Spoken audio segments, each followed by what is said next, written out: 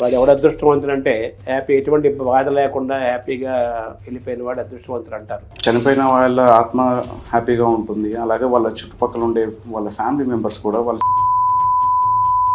Palliative care ద్వారా ఫిజికల్గా relief, mental relief రెండు సాధ్యమవుతాయి. పేషెంట్కి స్ట్రోక్ వచ్చింది, బ్రెయిన్ స్ట్రోక్ వచ్చింది, హార్ట్ స్ట్రోక్ వచ్చింది, వీళ్ళకి వాళ్ళు వెంటనే చనిపోతారని లేదు, కొన్ని ఏళ్ళు బతుకుతారు. కానీ బతికేంత కాలము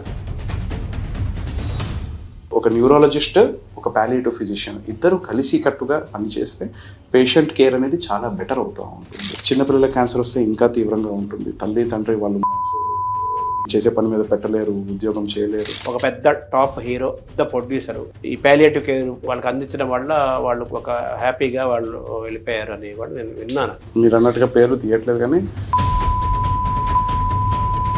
అంటే పాలియేటివ్ కేర్ అంటే ఆ సెంటర్కి వెళ్ళాలా, ఇంట్లో కూడా ఆ సర్వీస్ ఉంటుంది? ముఖ్యంగా పాలియేటివ్ కేర్ అనేది సెంటర్కి వెళ్తేనే చేయగలుగుతామని ఏం లేదండి. హోమ్ కేర్ సర్వీసెస్ కూడా ఉన్నాయి, కానీ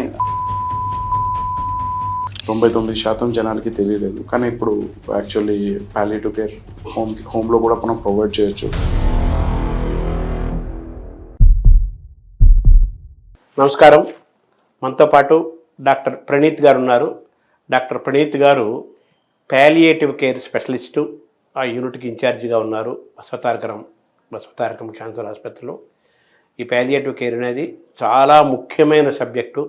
అనేక రకమైన వ్యాధులతో ఇబ్బంది పడేవాళ్ళు, బాధపడేవాళ్ళు, కష్టాలు పడేవాళ్ళు, కొంతమంది జీవితం చివరి దశకు వచ్చిన వాళ్ళు, వీళ్ళందరికీ అందించే ఒక సర్వీసు పాలియేటివ్ కేర్.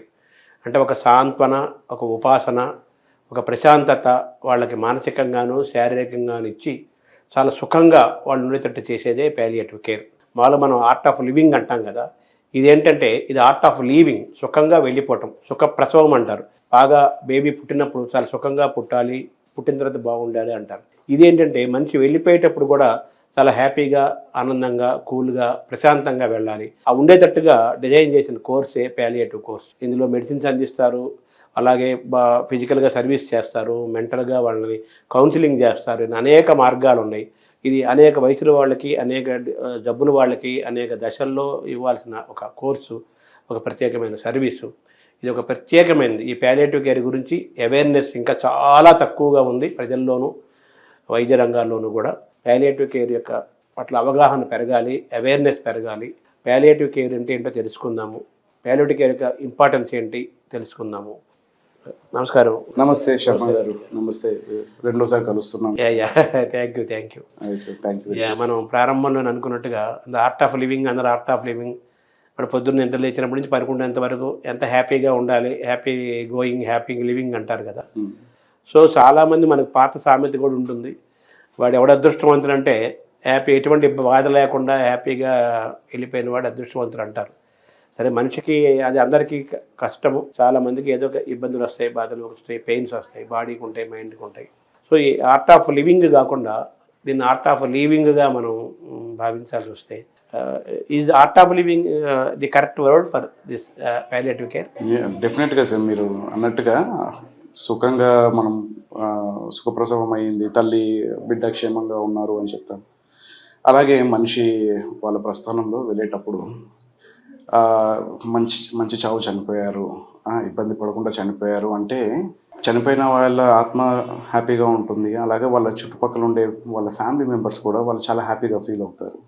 సో మీరు అన్నట్టుగా ఆర్ట్ ఆఫ్ లివింగ్ ఎంత ఇంపార్టెంటో, ఆర్ట్ ఆఫ్ లివింగ్ కూడా చాలా ఇంపార్టెంట్. ఎందుకంటే ఇది చాలా ట్రామా క్రియేట్ చేస్తుంది. వాళ్ళు కొన్నిసార్లు మనం చూస్తూ ఉంటాం, చాలామంది ఫ్యామిలీ మెంబర్స్ నెల తరబడి వాళ్ళు పేషెంట్స్ని బెడ్ మీదే ఉండడం, ఇంట్లోనే వాళ్ళకి సేవలు చేసుకుంటూ ఉండడము, వాళ్ళ నొప్పితోని ఆఖరి దశల్లో వాళ్ళు పడే ఇబ్బందులు, అనేక రకాల ఇబ్బందులు ఉంటాయి, మానసిక ఇబ్బందులు, శారీరక ఇబ్బందులు, ఇలాంటివన్నీ వాళ్ళు ఇబ్బంది పడుతూ ఉన్నప్పుడు ఒక మంచి అట్మాస్ఫియర్ అయితే ఇంట్లో ఉండదు. సో ఒకవేళ అదే మనం ఎంత హ్యాపీగా వాళ్ళకి అవస్థ లేకుండా ఎంతవరకు ఆయన కంఫర్టబుల్గా ఉండగలుగుతారో అని చూశారనుకోండి, డాక్టర్స్గా మా వంతు మేము వాళ్ళు పడే ఇబ్బందుల్ని తగ్గిస్తే ఆర్ట్ ఆఫ్ లీవింగ్ అనేది కూడా చాలా హ్యాపీగా చేయొచ్చు. సో దట్ దీనివల్ల పేషెంట్సే కాదు, వాళ్ళ ఫ్యామిలీ మెంబర్స్, అందరూ, సొసైటీగా కూడా చాలామందికి హెల్ప్ అవుతుంది. పాలియేటివ్ కేర్ ద్వారా పెయిన్ అనేది, నొప్పి అనేది రిలీఫ్ రావటం, అటు ఫిజికల్గాను ఇటు మానసికంగాను రిలీఫ్. ఈ రెండు, అటు ఫిజికల్గా రిలీఫ్, మెంటల్ రిలీఫ్ రెండు సాధ్యమవుతాయా ఎంతవరకు practical? Right sir. So physically మా పేషెంట్ ఎవరికైతే రీసెంట్గా పాలియేటివ్ కేర్ గురించి ఇప్పుడు మాట్లాడితే కనుక those who are suffering with serious health related suffering అంటారు అనమాట. సీరియస్ హెల్త్ రిలేటెడ్ సఫరింగ్ అంటే ముఖ్యంగా క్యాన్సర్ లాంటి జబ్బులు ఉన్న వాళ్ళకి, అలాగే క్యాన్సరే కాకుండా పలు రకాల వ్యాధులు ఎవరికైతే తెలిసిన తర్వాత ఒక పేషెంట్కి స్ట్రోక్ వచ్చింది, బ్రెయిన్ స్ట్రోక్ వచ్చింది, హార్ట్ స్ట్రోక్ వచ్చింది, వీళ్ళకి వాళ్ళు వెంటనే చనిపోతారని లేదు, కొన్ని ఏళ్ళు బతుకుతారు. కానీ బతికేంత కాలము ఏదో ఒక ఇబ్బందులు ఉంటాయి. వాళ్ళకి నొప్పితో ఇబ్బంది పడవచ్చు, ఆయాసంతో ఇబ్బంది పడవచ్చు, ఆకలి లేకపోవచ్చు, వాంతులతో ఇబ్బంది పడవచ్చు. మెంటల్లీ వాళ్ళు ఎందుకు ఉన్నాము ఇక్కడ, నేను ఇప్పుడు ఉండి కూడా నేను ఏం చేయగలుగుతున్నాను, దాన్ని ఎగ్జిస్టెన్షియల్ డిస్ట్రెస్ అంటాం అనమాట. ఎగ్జిస్టెన్షియల్ డిస్ట్రెస్ అంటే నేను ఒకప్పుడు లేచి నడుచుకునేవాడిని, నా పని నేను చేసుకునేవాడిని, నేను నా ఫ్యామిలీకి నేను హెడ్గా ఉండేవాడిని, లేకుంటే ఒక లేడీ ఉన్నారు, నేను నా ఫ్యామిలీకి అందరికీ అన్నం ఉండగలిగేదాన్ని, లేదా నేను జాబ్కి వెళ్తూ నేను నా ఫ్యామిలీని చూసుకునేదాన్ని. కానీ ఇప్పుడు నా పరిస్థితి ఏంటి, ఇలా అయిపోయింది, నేను బతికుండి కూడా ప్రయోజనం ఏంటి, అంటే ఇంకొకరి మీద నేను ఆధారపడుతున్నాను. ఎస్, నేను బతికుండి ప్రయోజనం ఏముంది, ఎందుకు నాకు దేవుడు ఇలా చేశాడు, నేను చేసిన తప్పేంటి. సో ఇట్లాంటివన్నీ వాళ్ళ ఎగ్జిస్టెన్స్ని క్వశ్చన్ చేస్తుంది, అంటే వాళ్ళ ఉనికిని ప్రశ్నిస్తుంది అనమాట. ఎందుకు నేను ఇలా ఉండాలి. సో ఈ ఎగ్జిస్టెన్షియల్ డిస్ట్రెస్ అనేది చాలా complex thing. And as a డాక్టర్గా ఎంబీబీఎస్ చేస్తున్నప్పుడు మాకు ఇచ్చిన ట్రైనింగ్లో ఇలాంటి ఇష్యూస్ గురించి ట్రైనింగ్ ఇవ్వరు. మేము అనాటమీ చదువుతాం, ఫిజియాలజీ చదువుతాం, పెథాలజీ చదువుతాం, కానీ రియల్ వరల్డ్లో రియల్ ఛాలెంజెస్ అనేవి ఇలాంటి పేషెంట్స్ చూసినప్పుడు వాళ్ళు పడుతున్న బాధని జస్ట్ మనం సూపర్ఫిషియల్గా చూసి అరే నొప్పిగా ఏదో మందు రాసేసి వెళ్ళిపోవడం అనేది చేస్తే ఖచ్చితంగా డాక్టర్ సాటిస్ఫై కారు, అటువైపు పేషెంట్ కూడా మళ్ళీ మీ మొహం కూడా చూడరు అనమాట. ఎందుకంటే వాళ్ళు కూడా ఈ డాక్టర్ నాకు ఒక పర్సనల్ టచ్ అనేది రావట్లేదు.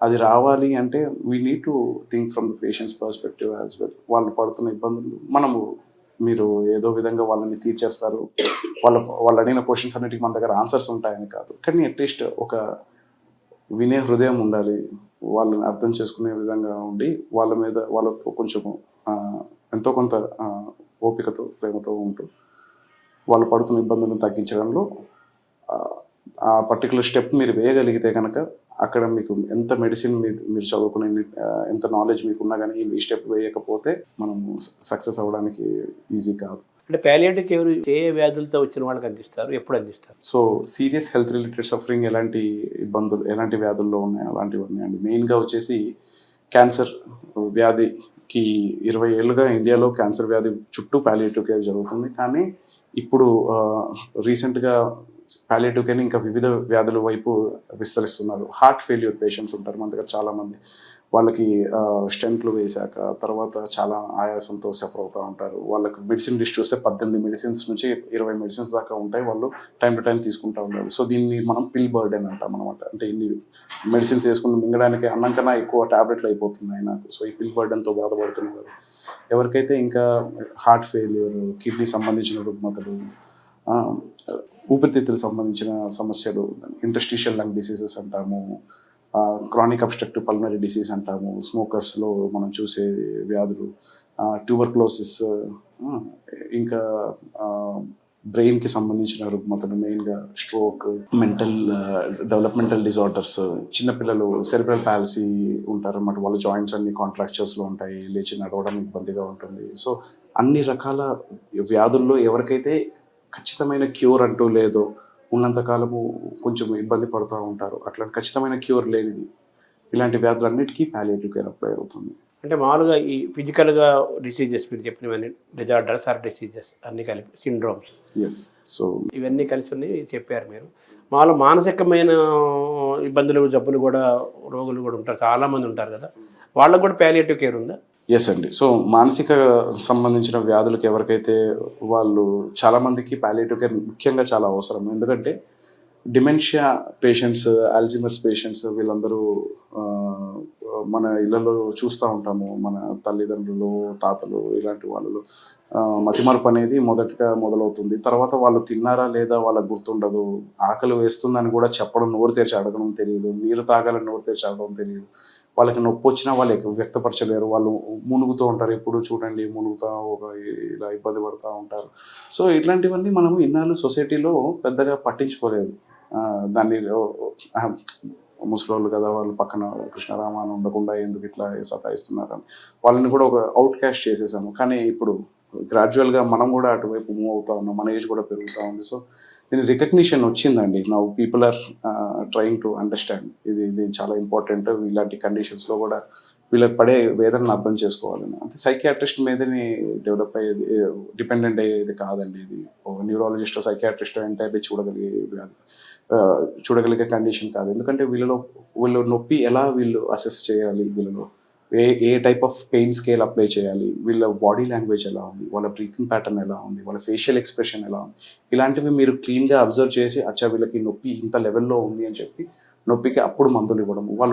వాళ్ళ పేషెంట్ చుట్టుపక్కల ఎవరు 100% ఉండలేరు 100% ఆఫ్ ద టైం.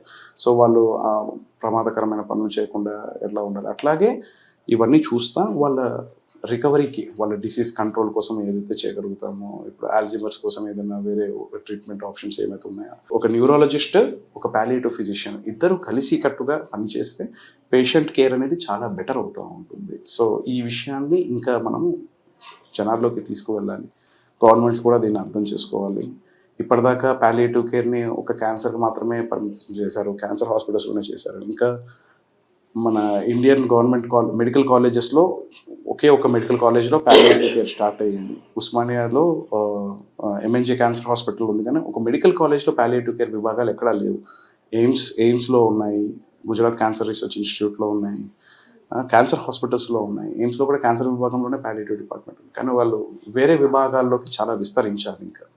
సో ఇది చాలా అవసరం, నీడ్ ఆఫ్ ద హార్. అంటే పాలియేటివ్ కేర్ అంటే ఆ సెంటర్కి వెళ్ళాలా, ఇంట్లో కూడా ఆ సర్వీస్ ఉంటుంది? ముఖ్యంగా పాలియేటివ్ కేర్ అనేది సెంటర్కి వెళ్తేనే చేయగలుగుతామని ఏం లేదండి. హోమ్ కేర్ సర్వీసెస్ కూడా ఉన్నాయి, కానీ అది ఉన్నాయని కూడా జనాలకి తెలియలేదు.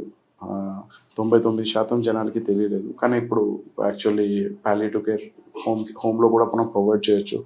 అది ఎలా హోమ్లో నేను పాలియేటివ్ కేర్ తీసుకోవాలి అనేది దాని గురించి అవగాహన తెలుసుకోవాలి. మన హైదరాబాద్ లాంటి మహానగరంలో మూడు సర్వీసెస్ ఉన్నాయి, హోమ్ కేర్ సర్వీసెస్. వాళ్ళు ఫ్రీగా సర్వీసెస్ చేస్తున్నారు. ప్రత్యాశ హాస్పైస్ వాళ్ళు, స్పర్శ్ హాస్పైస్ వాళ్ళు, ఎంఎన్జే క్యాన్సర్ హాస్పిటల్ కుముదిని దేవి వాళ్ళు, వీళ్ళందరూ వాలంటరీ సర్వీస్ చేస్తున్నారు ట్రస్ట్ ఫామ్ చేసుకుని. అలాగే కొందరు బై పెయిడ్ సర్వీస్ కూడా తీసుకుంటున్నారు. బట్ హోమ్ కేర్ చేసే వాళ్ళకి అసలు చేసే సర్వీస్ చేసే వాళ్ళ టీంలో they should have the orientation of palliative care. So మనం పేషెంట్ని వాళ్ళ పడుతున్న ఇబ్బందిని అర్థం చేసుకోవాలి, దానికి తగ్గట్టు మెడిసిన్స్ ఇవ్వాలి, వాళ్ళ ఫ్యామిలీతో సింపథెటిక్గా ఉండాలి, వాళ్ళ ఫ్యామిలీకి ఉన్న అపోహల్ని తొలగించాలి. ఎందుకంటే కొందరు అనుకుంటారు మనం హోమ్ కేర్ సర్వీస్ ఇప్పిస్తున్నాం కదా, దీనివల్ల వీళ్ళకున్న వ్యాధి కూడా తగ్గిపోతుంది. అది కాదు, మనం హోమ్ కేర్ సర్వీస్ తీసుకుంటుంది వ్యాధి తగ్గించడానికి కాదు, క్యాన్సర్ తగ్గించడానికి కాదు. ఇక్కడికి వచ్చేసి కీమోథెరపీలు అలాంటివి కూడా మనం చేసేది వాళ్ళ పడుతున్న వేదనను తగ్గించాలి. వాళ్ళు ఏ విధంగా అయితే ఎలాంటి మానసిక వేదన, శారీరక వేదన కావచ్చు, లేకపోతే నేను అన్నట్టు ఎగ్జిస్టెన్షియల్ డిస్ట్రెస్, నా పర్పస్ ఏంటి లైఫ్లో, నేను ఇప్పుడు ఇలా ఉండిలే ఏం లాభం, ఇలాంటివన్నీ ఇష్యూస్ని అర్థం చేసుకుని వాటికి తగ్గట్టుగా మనం మందుల ద్వారా కానీ మాటల ద్వారా కానీ ఎంతో కొంత మన సైడ్ నుంచి చేంజ్ చేయాలి దాన్ని. పాలియేటివ్ కేర్ ద్వారా అందే సర్వీసులు, మీరు ఇచ్చే సర్వీసులు ఏంటంటే 1, 2, 3, 4, 5 అలా చెప్పాలి. So pain and symptom relief అంటాము. Pain and symptom relief. Pain అనేది ముఖ్యమైన సిమ్టమ్. చాలామంది నొప్పితో బాధపడుతూ ఉంటారు. అలాగే నేను అన్నట్టుగా ఆకలి లేకపోవడము, నిద్ర లేకపోవడము, ఆయాసంతో ఇబ్బంది పడడము, ఇవి ఉంటాయి. తర్వాత మెంటల్ వెల్బీయింగ్. సో డిప్రెషన్లో ఉంటారు, ఏంటి నాకు ఈ వ్యాధి వచ్చింది, తగ్గే పరిస్థితి లేదా తగ్గుతున్న వ్యాధిలో కూడా వ్యాధి తగ్గుతుండగా కూడా నాకు వ్యాధి తగ్గుతుంది కానీ నొప్పులు తగ్గట్లేదు, నాకు ఇబ్బందులు తగ్గట్లేదు. సో లేదా నేను సోషల్ సపోర్ట్ అంటాం. సోషల్ సపోర్ట్ అంటే నేను అన్నట్టుగా ముఖ్యంగా క్యాన్సర్ వస్తే లేదా ఇట్లాంటి వ్యాధులు వస్తే ఒక పర్సన్ ఒకరే ఎఫెక్ట్ అవ్వరండి, వాళ్ళ ఫ్యామిలీ ఎఫెక్ట్ అవుద్ది.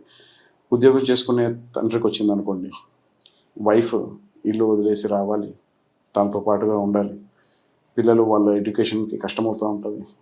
తల్లికి క్యాన్సర్ వస్తే ఇంట్లో వండి పెట్టేవారు ఉండరు, లేదా ఇంటికి ఒక మెయిన్ సపోర్ట్ పోతుంది, వాళ్ళ పిల్లలు ఎఫెక్ట్ అవుతారు, హస్బెండ్ జాబ్ వదిలేసి ఇక్కడ ఉండాలి. చిన్నపిల్లల క్యాన్సర్ వస్తే ఇంకా తీవ్రంగా ఉంటుంది. తల్లి తండ్రి వాళ్ళు మనసు చేసే పని మీద పెట్టలేరు, ఉద్యోగం చేయలేరు. సో సోషల్ సపోర్ట్ అనేది ఎలా ఇవ్వగలుగుతాము మనం వాళ్ళకి. ఇంకా అది కాకుండా స్పిరిచువల్ సపోర్ట్ అంటాము. సో ముఖ్యంగా physical, social, spiritual support, mental support. ఇప్పుడు స్పిరిచువల్ సపోర్ట్ అంటే ఎలా ఇస్తారు? ఇది చాలా కాంప్లెక్స్ టాపిక్, బట్ చాలా ఇంపార్టెంట్ అండి. బేసిక్గా నేను రోజు పూజలు చేసుకుంటాను, లేదా దేవుడి మీద నాకు విపరీతమైన నమ్మకం ఉంది. సో నన్ను దేవుడు ఈ పరిస్థితిని ఖచ్చితంగా బయటపడేస్తారు అని పాజిటివ్ అవుట్లుక్తో ఉండేవాళ్ళు ఉంటారు, విశ్వాసంతో ఉండేవాళ్ళు ఉంటారు. కొందరు వచ్చేసి ఇన్నాళ్ళు నేను చేశాను, మంచిగా చేశాను, కానీ నాకు దేవుడు ఈ విధంగా చేశాడు, దేవుడు అంత క్రూరుడు ఎవరు లేరు, నేను ఇంకా మొత్తం సొసైటీ మీద ఒక నెగిటివ్ అవుట్లుక్తో వెళ్ళే వాళ్ళు ఉంటారు. కొందరు దేవుడి మీద నమ్మకం అనేది లేదు, కానీ వేరే ఫోర్స్ మీద నమ్ముతారు. సో ఈ విధంగా వాళ్ళకి పాజిటివ్ కోపింగ్ యాటిట్యూడ్స్ ఉంటాయి, నెగిటివ్ కోపింగ్ యాటిట్యూడ్స్ ఉంటాయి అన్నమాట. సో వాళ్ళు ఎలాంటి వేలో వాళ్ళ మెంటల్ థింకింగ్ వెళ్తుంది అని చూసుకుని వాళ్ళు ఒకవేళ నెగిటివ్ కోపింగ్ యాటిట్యూడ్లోకి వెళ్తూ ఉంటే దానికి మనము ఇది కరెక్ట్ కాదు, మేబీ మీరు ఈ విధంగా ఆలోచించండి అంటూ వాళ్ళకు ఒక ఆల్టర్నేట్ వే ఆఫ్ డీలింగ్ అనేది చెప్పడం. అవసరమైతే కౌన్సిలింగ్ కోసము మీరు నమ్మే గురువులు ఎవరైతే ఉంటారో, అది వాళ్ళు ముస్లిమ్స్ అయితే ఫకీర్లు అవ్వచ్చు, క్రిస్టియన్స్ పాస్టర్లు అవ్వచ్చు, హిందువులు మన దగ్గర ఉన్న చాలామంది స్పిరిచువల్ హీలర్స్ ఉంటారు. సో ఇట్లాంటి వాటికి ఎక్స్ట్రీమ్ కేసెస్లో రిఫరల్ కూడా చేస్తాము. ముఖ్యంగా పేషెంట్స్ ఆఖరి దశల్లో ఉన్నప్పుడు వాళ్ళకి ఈ స్పిరిచువల్ రిలేటెడ్ ఇష్యూస్ అనేవి చాలా కామన్గా చూస్తూ ఉంటాము. దానికి కూడా కంపాషనేట్గా వినడం, చాలా మటుకు నేను అన్నట్టుగా సొల్యూషన్స్ అనేవి ఉండవు, కానీ ఒక హియరింగ్ మెంటాలిటీ ఉండాలి. వినే హృదయం, అర్థం చేసుకునే హృదయం ఉంటే వాళ్ళకి అక్కడే ఆన్సర్స్ ఆల్మోస్ట్ దొరుకుతాయి. అంటే ఈ స్పిరిచువల్ కౌన్సిలింగ్ అంటే ఎలా 1-to-1 తెప్పిస్తారా వాళ్ళతోటి? ఫస్ట్ అసలు వాళ్ళు ఏ విధంగా ఎలాంటి ఇబ్బందితో ఉన్నారు, వాళ్ళ కోపాలు ఏంటి, వాళ్ళు ప్రస్తుతము ఎక్స్ట్రీమ్ స్టెప్లోకి వెళ్తూ ఉంటారు. సో స్పిరిచువల్ సఫరింగ్ ఎంత సివియర్ అంటే వాళ్ళు దేవుడి మీద కోపంతో they might commit suicide or they might hurt others also. సో ఇట్లాంటివి మేము ఫస్టే నోటీస్ చేస్తూ ఉంటాము. వాళ్ళకి కొన్ని క్వశ్చన్స్ అడుగుతాం. దీని ద్వారా లేదు వీళ్ళు స్ట్రాంగ్ మెంటాలిటీతో ఉన్న వాళ్ళకి మేము పెద్దగా వాళ్ళకి అటువైపు ఇంకా అంటే డిగ్ చేయాల్సిన అవసరం లేదు. అదే ఎవరికైతే కొంచెం ఇబ్బందులు అనిపిస్తుందో, వాళ్ళు దారి తప్పుతున్నట్టు మనకి అర్థమవుతుందో, అప్పుడు వాళ్ళు ఇంటర్వెన్షన్ అనేది చేయాలి. మీరు అన్నట్టుగా ఎప్పుడు 1-to-1 అనేది బెటర్ అండి, ఎందుకంటే ప్రైవసీ ఉంటుంది, పేషెంట్కి కొంచెం బెటర్గా మాట్లాడగలుగుతారు, వాళ్ళ ఫ్యామిలీ మెంబర్స్ బెటర్గా మాట్లాడగలుగుతారు. 1-to-1 ఇంటరాక్షన్ అనేది ప్రిఫర్ చేస్తాం. మనకున్న వర్క్ ఫోర్స్తో 1-to-1 ఇంటరాక్షన్స్ కుదరినప్పుడు కొంచెం టీమ్ని కూడా ఇన్వాల్వ్ చేస్తాం. సో అందుకని నేను మా పాలియేటివ్ కేర్లో డాక్టర్స్ కన్నా చాలా ముఖ్యంగా నర్సులు, సైకాలజిస్ట్, సోషల్ వర్కర్స్, వీళ్ళ రోల్ చాలా ఇంపార్టెంట్ ఉంటుంది అనమాట. మేము డాక్టర్గా మేము మందులు ప్రిస్క్రైబ్ చేస్తాము, వాళ్ళు పడుతున్న ఇబ్బందులను అర్థం చేసుకుంటాము. కానీ మీరు డాక్టర్తో పేషెంట్స్ అంతగా కనెక్ట్ అవ్వరు. అదే ఒక సోషల్ వర్కర్ వచ్చి, ఒక వాలంటీర్ వచ్చి మాట్లాడారనుకోండి, వాళ్ళకు పర్సనల్ కనెక్ట్ ఉంటుంది. సో తర్వాత వీళ్ళని టీంలో అందుకని మేము ఉంచుకునే రౌండ్స్లో కూడా వాళ్ళకి ఇవ్వాల్సిన జాబ్స్ అవి క్లియర్గా చెప్తామన్నమాట. మీరు సోషల్ వర్కర్ ఉన్నారు కదా, మీరు ఈ పేషెంట్కి ఇలా ఈ ఇబ్బంది ఉంది, మీరు ఒకసారి చూడండి, చూసి మీ సైడ్ నుంచి మీరు ఏమనుకుంటున్నారు, పేషెంట్ ఇంకేమైనా మీ దగ్గర ఇంకేమైనా ఎక్కువ ఓపెన్ అవుతున్నారా చూడండి. రైట్, ఆయన వచ్చేసి నాకు ఈ దేవుడి మీద కోపంగా ఉంది అని చెప్పారనుకోండి. సో వాళ్ళతో ఒకసారి మాట్లాడి, ఇది గాడ్ డిసిషన్ కాదు, or this is situation just like an accident. చాలామంది నాకేందుకు క్యాన్సర్ వచ్చింది, నేను నా జీవితంలో సిగరెట్ ఎప్పుడు తాగలేదు కదా. రోడ్డు మీద వెళ్ళేవాడికి, మంచిగా డ్రైవ్ చేసిన వాడికి యాక్సిడెంట్ డ్రైవింగ్ రాని వాడికి యాక్సిడెంట్ అవుతుందని లేదు కదండి, ఎవరికైనా కానీ యాక్సిడెంట్ ఎప్పుడైనా అవ్వచ్చు. So cancer is somethings like an accident. మన కండిషన్ని మనము ప్రతిదానికి ఆపాదించుకుంటూ బాధపడే కన్నా సిచ్యువేషన్ని ప్రస్తుతము అర్థం చేసుకుని దానికి చేయాల్సిన స్టెప్స్ చేయాలి అనే విషయాన్ని important. That is main important role in spiritual counselling. అంటే ఈ పాలియేటివ్ కేర్లో, ఈ సర్వీస్లో టీంలో ఎవరెవరు ఉంటారు, ఏ విభాగాల వాళ్ళు ఉంటారు? సో పాలియేటివ్ కేర్ టీంలో ముఖ్యంగా doctors, nurses, social workers and psychologist వచ్చేసి మా దగ్గర 2 సైకాలజిస్ట్ ఉన్నారు. సో వాళ్ళు వచ్చి మెయిన్గా పేషెంట్ వాళ్ళ ఫ్యామిలీ మెంబర్స్, మనము ఒక మనిషి నొప్పితో బాధపడుతున్నారు అనుకోండి, వాళ్ళు మెంటల్ స్టేట్ బాగా అయ్యేదాకా నొప్పి అనేది తగ్గదు. మనము అది ఆ మెంటల్ స్టేట్ని అర్థం చేసుకోకుండా పుట్టిగా నొప్పి మందులు ఇస్తూ వెళ్తున్నామంటే సైడ్ ఎఫెక్ట్స్ వస్తాయి. సింపుల్ ఎగ్జాంపుల్ ఏంటంటే, మీరు మంచి మూడ్లో ఉన్నారు, ఒక పెళ్ళికి సంగీత్లో డ్యాన్స్ చేస్తూ ఉన్నారు, అనుకోకుండా స్లిప్ అయి పడ్డారు. పడిన తర్వాత మీరు డ్యాన్స్ ఫ్లోర్లోకి మళ్ళీ వెళ్ళిపోతారు, ఎందుకు? మీ మూడ్ బాగుంది. అదే పడ్డప్పుడు మీకు అదంత ఇంపాక్ట్ అవ్వదు. ఎందుకంటే మూడ్ బాగున్నప్పుడు పెయిన్ కూడా అంత పర్సీవ్ చేయం. క్రికెట్ ఆడేవాడు ఉన్నాడు, వాడి జోష్లో మంచిగా క్యాచ్ పెట్టాడు, వాడికి వేడి విరిగినా కానీ వాడు పట్టించుకోవడం అనమాట. అదే when your day is not going good, మనం పొద్దున్న లేచినప్పటి నుండి కొంచెం మానసికంగా డల్గా ఉన్నాం, అలాంటిది ఒక చిన్న మీరు లేస్తా అనుకోకుండా మీకు ఒక డోర్ తగిలింది అనుకోండి, అప్పుడు మీరు ఫీల్ అయ్యే పెయిన్ చాలా ఇంటెన్స్గా ఉంటుంది. సో మానసిక స్థితి అనేది చాలా ఇంపార్టెంట్ మన నొప్పి కంట్రోల్ చేయడానికి. సో ఆ మానసిక స్థితిని మనం ఎంతవరకు మనం ముఖ్యంగా కంట్రోల్ చేయాలి. సో సైకాలజిస్ట్ వాళ్ళ కౌన్సిలింగ్ ద్వారా ఎంతో కొంత చాలా హెల్ప్ చేస్తారు. ఇంకా కండిషన్ పెరుగుతుంది అంటే సైకియాట్రిస్ట్ దగ్గర కూడా వెళ్ళాల్సి రావచ్చు. సో మానసిక నిపుణులైన డాక్టర్స్ అవసరం కూడా చాలాసార్లు అవసరం పడుతుంది. నర్సెస్ చాలా విధాలుగా మాకు రోల్ ఉంటుంది. ఒక నర్స్ వచ్చేసి బాగా పొక్కిపోయి ఉన్న పుండు మన దగ్గర చూస్తాము, బ్రెస్ట్ క్యాన్సర్ పేషెంట్స్లో పొక్కిపోయి ఉన్న బ్రెస్ట్ క్యాన్సర్ ఎంత పెద్దగా ఉంటుంది. ఇంకా కడుపులో ఉన్న క్యాన్సర్స్లో స్టోమా బ్యాగ్ అని పెడతాం అనమాట. దాని ద్వారా దాన్ని ఎలా చూసుకోవాలి, పుండుని ఎట్లా మనం డ్రెస్సింగ్ చేసుకోవాలి, ఇంట్లో మీరు కేర్ గివర్స్ ఉన్నారు కదా, మీరు ఈ పని చేయండి, మీరు ఈ పని చేయండి అని కేర్ గివర్స్కి రోల్స్ డిసిగ్నేట్ చేయడము, అండ్ వాళ్ళ ఫ్యామిలీలో ఎవరికైతే కౌన్సిలింగ్ ఇవ్వడము, గోల్స్ ఎస్టాబ్లిష్ చేయడం. అంటే ఇప్పుడు మీ పరిస్థితి, మీ వ్యాధి ఇప్పుడు ఈ దశలో ఉంది, మీకు మేము చేయగలిగే ట్రీట్మెంట్ నొప్పి తగ్గిస్తున్నాము, క్యాన్సర్ కూడా తగ్గించడానికి ప్రయత్నం చేస్తున్నాం. రానున్న రోజుల్లో ఈ క్యాన్సర్ ట్రీట్మెంట్ ఒక దశ వచ్చాక మీ బాడీ తీసుకోలేకపోవచ్చు, అప్పుడు ఓన్లీ నొప్పి తగ్గించే విధంగానే ఆలోచిస్తాం. సో అట్లా స్టేజ్లో పేషెంట్ కౌన్సిలింగ్లో నర్సెస్ అండ్ సోషల్ వర్కర్స్ వీళ్ళు కూడా. సోషల్ వర్కర్ ముఖ్యంగా ఇప్పుడు మనము ఒక పేషెంట్ వచ్చారు, నాకు ఆదిలాబాద్ నుండి వచ్చారు, నిర్మల్ నుండి వచ్చారు పేషెంట్, నేను ట్రీట్మెంట్ చేసిన తర్వాత నేను ఒక 15 రోజులకు మందులు ఇస్తాను.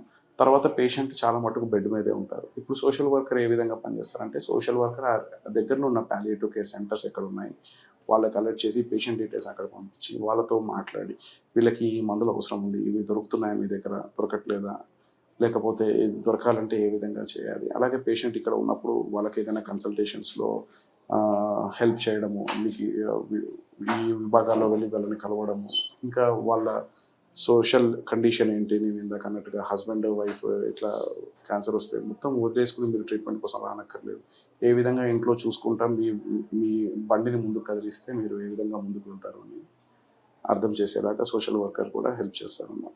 పాలియేటివ్ కేర్ అనేది ఎక్స్పెన్సివా, సామాన్యులకు కూడా అందుబాటులో ఉంటుంది? సామాన్యులకు అందుబాటులో రావాలని అన్ని ప్రయత్నాలు సార్. ఇప్పుడు హైదరాబాద్ లాంటి నగరంలో సామాన్యులకు అందుబాటులో ఉంది. అదే మీరు నిర్మల్ లాంటి నగరంలో ఉండే అతనికి హోమ్ కేర్ దొరకడం కష్టం. సో అతనికి ఎక్స్పెన్సివ్ అవుతుంది. సో ఇది సామాన్యులకు అందుబాటులో రావాలంటే గవర్నమెంట్ చాలా స్టెప్స్ తీసుకోవాలి. గవర్నమెంట్ తరపు నుంచి ఇంకా ఎక్కువ పాలియేటివ్ కేర్ సెంటర్స్ రావాలి, అవేర్నెస్ ప్రోగ్రామ్స్ రావాలి. యాక్చువల్లీ చెప్పాలంటే ఉన్న అన్ని ట్రీట్మెంట్స్ ఆఫ్ మెడికల్ ట్రీట్మెంట్స్, మీరు న్యూరాలజీ, కార్డియాలజీ, లేకుంటే పల్మనాలజీ ఇట్లాంటి వాటిలో వేసే స్టెంట్స్, లేకపోతే ఇలాంటి కాస్ట్లీ ఎక్విప్మెంట్ అనేది ఏది లేకుండా నొప్పికి కావాల్సిన మాత్రలతో, ఆకలి పెంచే చిన్న మాత్రలతో, ఆయాసం తగ్గించే కొన్ని విధానాలతో మనం చాలా రీచబుల్ ఎక్స్పెండిచర్తోనే మనం చేయొచ్చు పాలియేటివ్ కేర్. అందుబాటులోనే కొన్నిసార్లు ఇంటర్వెన్షన్స్ అవసరం పడతాయి, లైక్ ప్లూరల్ ట్యాప్, అంటే ఊపిరితిత్తుల్లో నీరు చేరడం, అలాంటప్పుడు నీరు తీయాల్సి రావడము, ఇట్లాంటి కొంచెం హాస్పిటల్ మధ్యలో రావచ్చు. కడుపులో మ్యాలిగ్నెంట్ అసైటిస్ ఫార్మ్ అవ్వడం వల్ల మోషన్ సరిగ్గా రాకపోతే ఎనిమా పెట్టడం అనేది ఇంట్లో కూడా చేస్తున్నారు నర్సెస్, బట్ కొన్నిసార్లు అసైటిస్ నీరు తీయాలన్నా ఇవి కూడా కష్టం. సో ఇలాంటి వాటికి కొంచెం ఇంప్రూవ్మెంట్ కావాలి అంటే ప్రైమరీ హెల్త్ కేర్ సెంటర్ లెవెల్లో కూడా పాలియేటివ్ కేర్ తీసుకురావాలి. సో ఇది జరిగినప్పుడు పాలియేటివ్ కేర్ అనేది చాలా ఈజీ, యాక్సెసిబుల్ ఉంటుంది, ఇన్ఎక్స్పెన్సివ్ కూడా ఉంటుంది, చాలా తక్కువ రేట్లో కూడా. డయాలసిస్ సెంటర్స్ పెరుగుతున్నాయి, అలాగే పాలియేటివ్ కేర్ సెంటర్స్ కూడా పెరగాలి. అలాగే ఇంకా చాలా యాక్సెసిబుల్గా ఉండాలి. మనకి ఇప్పుడు డిస్ట్రిక్ట్ హెడ్ క్వార్టర్ లెవెల్లో చాలా డయాలసిస్ సెంటర్స్ వచ్చాయి, అట్లా డిస్ట్రిక్ట్ హెడ్ క్వార్టర్స్ లెవెల్లో పాలియేటివ్ కేర్ సెంటర్స్ రావాలి, తర్వాత పిహెచ్సి లెవెల్లో రావాలి, గవర్నమెంట్ మెడికల్ కాలేజెస్లో రావాలి. సో ఈ విధంగా చూస్తే ప్రస్తుతం మన దగ్గర ఉన్న డాక్టర్స్ కూడా అంతమంది లేరు, డాక్టర్స్లోనే అవగాహన లేదు ఇంకా పాలియేటివ్ కేర్ గురించి చాలా మటుకు. సో దాన్ని ఒక భాగంగా తీసుకొద్దాం అనుకుంటున్నాను, దాన్ని ఎంబీబీఎస్ నుంచే వాళ్ళకి అర్థమయ్యేలాగా తీసుకొద్దామని అనుకుంటున్నాను. ఒక పెద్ద టాప్ హీరో, అలాగే ఒక పెద్ద ప్రొడ్యూసర్, వాళ్ళిద్దరు కూడా వాళ్ళ చివరి దశలో ఈ పాలియేటివ్ కేర్ వాళ్ళకి అందించడం వల్ల వాళ్ళు ఒక హ్యాపీగా వాళ్ళు వెళ్ళిపోయారు అని కూడా నేను విన్నాను. అది కరెక్టేనా సార్? అవును సార్. సో ముఖ్యంగా మీరు అన్నట్టుగా పేర్లు తీయట్లేదు కానీ చాలా ఫేమస్ మన దిగ్గజ హీరో ఒక ఆయన 90 ఏళ్ళు దాటిన తర్వాత క్యాన్సర్తో చనిపోతున్నప్పుడు పాలియేటివ్ కేర్ యొక్క సహాయంతో ఇంటి వద్దనే ఉంటూ వెంటిలేటర్ మీద వెళ్ళకుండా అవస్థ పడకుండా కన్ను మూశారు. ఆయన ఆఖరి సినిమాకి కూడా ఆయన డబ్బింగ్ చెప్పుకున్నాయి కన్ను మూశారు. సో ఆయన పాలియేటివ్ కేర్ ద్వారా వాళ్ళ ఫ్యామిలీ చాలా వాళ్ళు ఇప్పటికీ వాళ్ళు దాని గురించి మాట్లాడుతూ ఉంటారు అన్నమాట. సో ఆ డాక్టర్స్ అందరు కూడా ఆయన పిలిచి బట్టలు పెట్టి వాళ్ళని భోజనం పెట్టి వాళ్ళని చాలా అద్భుతంగా చూశారని కూడా నేను విన్నాను. అయితే ఇటువంటి పెద్ద పెద్ద సెలబ్రిటీస్ అనేవాళ్ళు పాలియేటివ్ కుటుంబాలు వాళ్ళు వెళ్ళిపోయిన తర్వాత వాళ్ళ కుటుంబాలు ఈ పాలియేటివ్ కేర్ ద్వారా ఇలాంటి సర్వీసెస్ ఉన్నాయి, ఇలా జరిగిందని చెప్తే జనంలోకి అవేర్నెస్ పెరగడానికి బాగా ఉపయోగపడుతుంది కదా. Definitely sir. ఇప్పుడు రేవంత్ రెడ్డి గారు వచ్చేసి డ్రగ్స్ అగేన్స్ట్గా టాలీవుడ్ యాక్టర్స్తో చేస్తున్నారు. ఇది కూడా ఒక ఇనిషియేటివ్ తీసుకుని ఎవరైనా ఒకరు మొదలు పెడితే చూడాలని ఉంది. ఇంకా ముఖ్యంగా దీని గురించి మాట్లాడితే చూడాలని ఉంది. అంటే మామూలుగా మీరు పెయిన్ రిలీవర్ అంటారు, అలాగే మెంటల్ పెయిన్ కావచ్చు, ఫిజికల్ పెయిన్ కావచ్చు, మామూలుగా నిద్ర మాత్రలు, మత్తు మాత్రలు ఇటువంటివి ఇస్తూ ఉంటారని వింటుంటాం మామూలుగా. ఇవన్నీ ఇస్తారా? వీటి వల్ల సైడ్ ఎఫెక్ట్స్ ఉండవా? దీన్ని ఎలా చూడాలి? పాలియేటివ్ కేర్లో ఇది కూడా ఒక భాగమా? పాలియేటివ్ కేర్లో నిద్రకి కావాల్సిన మందు ఇవ్వడము, కానీ అవసరమైన మోతాదులో ఇవ్వడం, నొప్పికి కూడా అవసరమైన మోతాదులో మందు ఇవ్వడం. సో మనం ఇచ్చే మందులు నొప్పికి ఇచ్చే మందులు నిద్ర కూడా పనిచేసే అవకాశాలు ఉంటాయి. సో పేషెంట్ టు పేషెంట్ వాళ్ళకి ఏ మందు కావాలి అని డాక్టర్గా మేము చదువుకున్న దాన్ని బట్టి మేము అర్థం చేసుకొని ఇస్తామన్నమాట. సైడ్ ఎఫెక్ట్స్ సార్, దేనికైనా సైడ్ ఎఫెక్ట్ లేని మందు అంటూ లేదు. కాకపోతే మెయిన్గా పేషెంట్ పడుతున్న ఇబ్బందిని తగ్గించాలి అంటే సైడ్ ఎఫెక్ట్స్ గురించి మనం వర్రీ కాకూడదు. సైడ్ ఎఫెక్ట్స్ అలాగని హెవీగా డోసెస్ మేము ఇవ్వము. మేము ఇచ్చే మందులు మోతాదులో ఇస్తాం కాబట్టి సైడ్ ఎఫెక్ట్స్ని నియంత్రించుకోవచ్చు, తగ్గించుకోవచ్చు, సైడ్ ఎఫెక్ట్స్ లేకుండా కూడా చూసుకోవచ్చు. సో ముఖ్యంగా మనము ఇచ్చే మందుల వల్ల మత్తు ఉంటుంది, కానీ ఎక్స్క్లూజివ్గా మత్తు మందులే ఇస్తామని లేదు.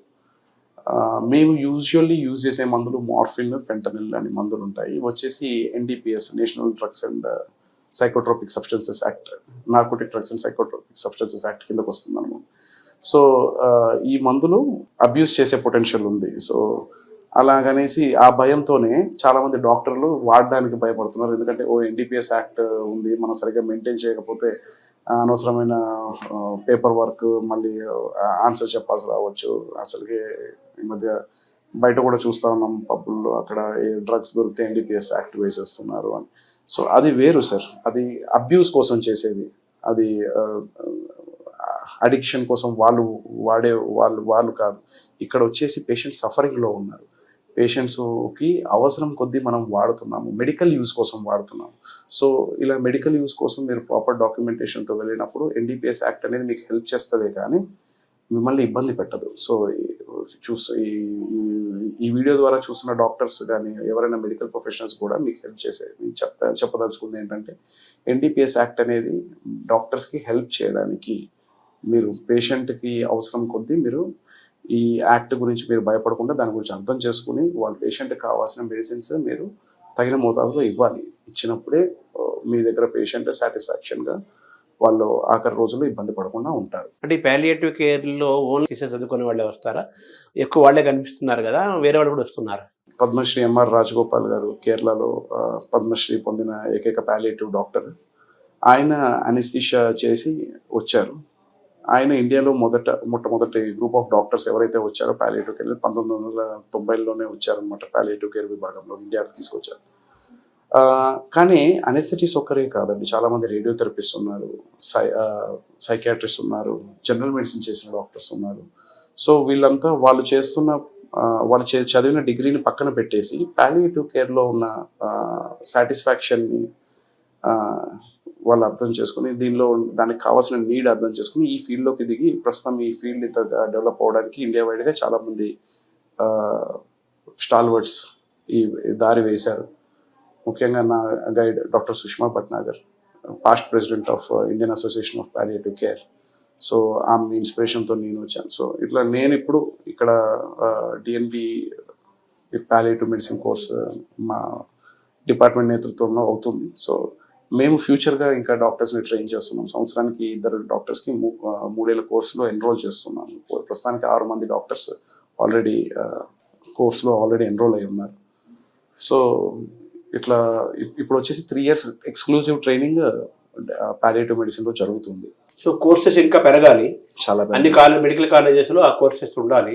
చెప్పేవాళ్ళు కూడా ఉండాలి. చెప్పేవాళ్ళు తక్కువ ఉన్నారు. సో ఫ్యాకల్టీ సో ఇప్పుడు మెల్లగా ఇంకొక 10-15 ఏళ్ళ తర్వాత ఇన్ఫ్రాస్ట్రక్చర్ ఇంకా పెరగాలని మేము అనుకుంటున్నాం.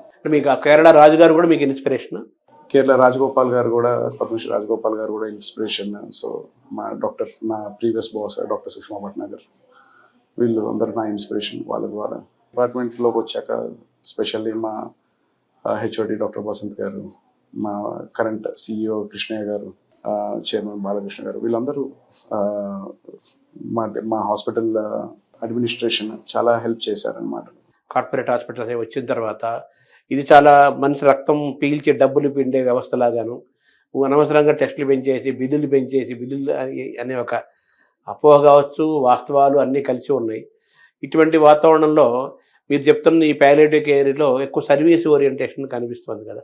ఆ డాక్టర్కి మానసికమైన ఆ స్టేట్ లేకపోతే ఆ సర్వీస్ ఓరియంటేషన్ ఉన్నవాళ్లే కదా రావాలి ఇందులోకి.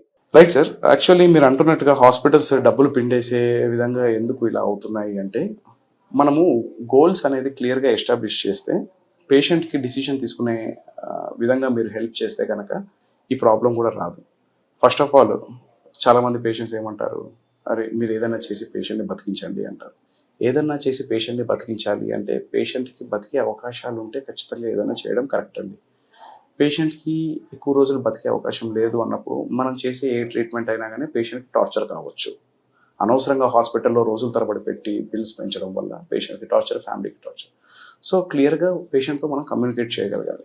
మళ్ళీ భయాలు, ఎందుకంటే పేషెంట్స్ వాళ్ళ ఫ్యామిలీస్ కొందరు అటాక్ చేస్తారని భయం, లేకపోతే వాళ్ళతో ఎక్కువ మాట్లాడితే వాళ్ళు మళ్ళీ వాళ్ళ మీద రివర్స్ అవుతారని భయం. సో ఇట్లాంటివన్నీ ఉండడం వల్ల పేషెంట్కి డాక్టర్కి చాలా దూరం ఏర్పడిపోయింది.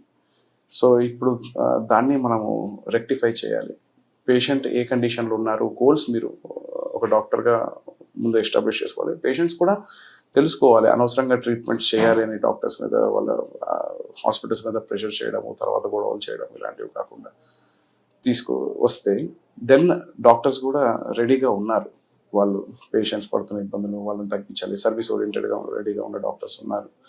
ఎందుకంటే నేను ఈ మాట ఎంత ఓపెన్గా ఎందుకు చెప్తున్నానంటే, ప్రస్తుతం చాలా మెడికల్ కాలేజెస్ రావడం వల్ల డాక్టర్స్ కూడా స్పెషాలిటీస్లోకి ఎంటర్ అయ్యే వాళ్ళు దే ఆర్ కమింగ్ బికాస్ చూసి, చాలా సఫరింగ్ చూసి, లేదు నేను ఇప్పుడు ఈ యంగ్ ఏజ్లో ఉన్న డాక్టర్స్ నా దగ్గర ట్రైనింగ్గా వచ్చిన వాళ్ళందరూ అప్రిషియేట్ చేయాలి. ఎందుకంటే ఇంత యంగ్ ఏజ్లోనే they are coming with service minded. But service ఒకటే కాదండి, we need recognition as well. So and గౌరవంగా బతకాలనే దానికి మనకు కావాల్సిన ఇన్కమ్ కూడా ఉండాలి. సో ఇన్కమ్ అనేది సెకండరీ, సర్వీస్ అనేది ప్రైమరీ. సో ఈ రెండు చేతుల్లో వెళ్తేనే ఒక బ్రాంచ్ అనేది సక్సెస్ఫుల్ అవుతుంది. సో అన్ని కార్పొరేట్ హాస్పిటల్, పెద్ద పెద్ద హాస్పిటల్లో ప్యాలియేటివ్ కేర్ సెంటర్స్ ఉన్నాయా, లేవా? లేవు సార్. మా బసవతారకంలో క్యాన్సర్ విభాగం హాస్పిటల్లో ఇప్పుడు full page palliative care services గత 7 ఏళ్ళుగా ఉన్నాయి. కానీ కార్పొరేట్ హాస్పిటల్స్లో ప్యాలియేటివ్ కేర్లో ట్రైనింగ్ తీసుకున్న డాక్టర్ ఒక్కరు కూడా హైదరాబాద్లో లేరు. వాళ్ళు అంతా ఒక 2 weeks ట్రైనింగ్ తీసుకున్నాం, 1 week ట్రైనింగ్ తీసుకున్నాం, లేకపోతే అసలు they say that they giving palliative care, but ultimately చూస్తే పేషెంట్స్ వాళ్ళ సఫరింగ్లో ఉన్న వాళ్ళు ఉన్నారు. అందరూ అలా ఇబ్బంది పడుతున్నారని లేదు, బట్ కార్పొరేట్ హాస్పిటల్స్లో ఇంకా ప్యాలియేటివ్ కేర్ రీచ్ అవ్వలేదు. This is an open fact. అంటే డాక్టర్లు ఈ మెడిసిన్ చదువుకునే వాళ్ళు, కోర్సెస్ చదువుకునే స్టూడెంట్ లెవెల్ కదా నేర్చుకుంటారు. ఇటువైపు వస్తున్నారా ప్యాలియేటివ్ కేర్ వైపు? ఎవరికైతే ఈ కండిషన్స్లో బాధపడుతున్న, ఇబ్బందులు పడుతున్న వాళ్ళని చూసి ఎక్కడో దగ్గర అరే ఇలాంటిది ఒకటి జరిగితే బాగుండు అని ఎప్పుడైతే తెలుసుకుంటున్నారో వాళ్ళు వస్తున్నారు. They are coming and they are trying to ఈ కోర్సెస్కి వస్తున్నారు. సో ఈ ఫ్యాకల్టీస్ రిక్వైర్మెంట్ ఉంది, అలాగే కోర్సెస్ పెరగాలి. డాక్టర్స్ మామూలుగా ఏదో న్యూరాలజీనో లేకపోతే ఇంకేదో కార్డియాలజీనో అవి ఎక్కువ వెళ్తున్నారు, కానీ ఇందులోకి వచ్చే వాళ్ళ సంఖ్య కూడా పెరగాల్సిన అవసరం కూడా ఉంది కదా. నేను అన్నట్టుగా ఎందుకు న్యూరాలజీ, కార్డియాలజీ ఇలాంటివే తీసుకుంటున్నారు? ఇన్కమ్ ఆపర్చునిటీస్ ఉన్నాయి వాళ్ళకి. అండ్ సొసైటీలో చెప్పుకోవడానికి కూడా బాగుంటుంది. ఓకే, నాకు ఈ ప్రాబ్లం, ఈ డాక్టర్ అంటే కనుక సొసైటీలో కూడా గుర్తింపు వస్తుంది. సో సొసైటీలో మీకు గుర్తింపు రావాలి అండ్ మీకు ఒక డీసెంట్ గవర్నమెంట్ రికగ్నిషన్ ఇస్తేనే కదా మీకు ఒక డాక్టర్కి ఒక డీసెంట్గా ఇన్కమ్ ఆపర్చునిటీ కూడా ఉంటుంది. సో ఇది తీసుకోవాలి అంటే కనుక మనము ఇందులో ఒక డాక్టర్ హ్యాపీగా ఉండగలుగుతారు అన్నట్టుగా కూడా ఉండాలి. ఎగ్జార్బిటెంట్గా శాలరీస్ కావాలని అనట్లేదు. పాలియేటివ్ కేర్ సెంటర్స్కి రాకుండానే వాళ్ళు హ్యాపీగా లీవింగ్ చేసే అవకాశాలు ఉన్నాయి అసలు, మిమ్మల్ని కలవకుండానే, టచ్ చేయకుండానే. సో ఇంటిగ్రేటెడ్ పాలియేటివ్ కేర్ అంటాం అనమాట. అంటే ఇప్పుడు సపోజ్ నేను ఒక ఇబ్బందితో ఒక జనరల్ మెడిసిన్ డాక్టర్ దగ్గరికి వెళ్ళాను. సో జనరల్ మెడిసిన్ డాక్టర్ మీకు షుగర్ కంట్రోల్ గురించి మందులు రాస్తారు, లేకపోతే ప్రస్తుతం ఉన్న మీ వ్యాధి గురించి ఏదైనా మందులు రాస్తారు. బట్ పెయిన్ సఫరింగ్ని కూడా క్లియర్గా అర్థం చేసుకుని దానికి తగ్గట్టుగా ఆయన ఏమైనా ఒక ఓరియంటేషన్ కోర్స్ తీసుకున్నారు అనుకోండి, ఈ రకమైన పెయిన్స్, కాంప్లెక్స్ పెయిన్స్కి తగ్గిస్తా కంఫర్టబుల్గా చేశారనుకోండి, they can pass of comfortably. So అందరూ ఖచ్చితంగా పాలియేటివ్ కేర్కి వెళ్తేనే కంఫర్టబుల్గా ఉంటారని లేదు. ట్రీటింగ్ డాక్టర్కి మీరు చెప్పాలి, నాకు ఈ ఇబ్బంది ఉంది, ఇది తగ్గట్లేదు అన్నట్టుగా పేషెంట్స్ చెప్పాలి. డాక్టర్స్ కూడా అంత టైం ఇవ్వగలగాలి. కానీ జరుగుతుందా? జరగట్లేదు. సో ఇప్పుడు ప్రస్తుతం అవసరం ఉంది. Thank you very much. Welcome sir, welcome. Thank you very much.